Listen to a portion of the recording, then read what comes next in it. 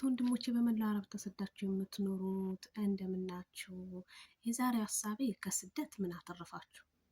አዎ ብዙ እህቶቻችን ወጥተው አልተመለሱም ወደ ሀገራቸው። ብዙ ወንድሞቻችንም ወጥተው አልተመለሱም። ብዙ እህቶቻችንም ሀሳባቸው አልተሳካላቸውም። እድሜና ጉልበታቸው ጨርሰዋል። ብዙ ስቃይና መከራም አሳልፈዋል። ግን ደግሞ በመጠኑ ስራ በዝቶባቸው እንደኛም የመስራት እድል አግኝቶ ይሰሩ አሉ። በጥቂቱ ህይወታቸው የቀየሩ። እናንተ ምን ቀየራችሁ? በህይወታችሁ በስደት ምን አገኛችሁ? ምን ተጠቀማችሁ? ጉዳቱ እንዳለ ጎን ለጎን ሆኖ ሳለ ማለት ነው። እኔ ብዙ ነገር ተምሬያለሁ። አንደኛ ትዕግስት፣ በጣም ትዕግስተኛ ሆኛለሁ።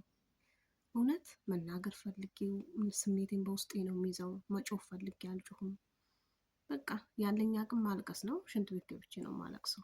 ግን ትዕግስተኛ አድርጎኛል። በዛም ፈጣሪ የተመሰገነ ይሁን። ትዕግስት ስለሰጠኝ ብዙ ተምሬበታለሁ።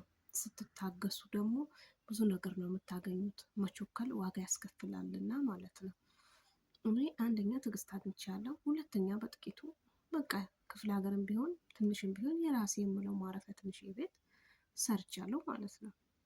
እና ደግሞ እግዚአብሔር የተመሰገነ ይሁን ነው የምለው። በሰላም ተኝቼ እነሳለሁ። ስራ ከመብዛት ውጪ የከፋ ችግር ላይ አይደለሁም ማለት ነው። ግን ብዙ የከፋ ችግር ላይ ያሉ እህት ወንድሞች እንዳሉ እናውቃለን። እሱንም ፈጣሪ ያስብልን። እነሱ እንዳልኳችሁ ጉዳቱ ጎን ለጎን ሆኖ ሳለ እናንተ ምን ተጠቀማችሁ?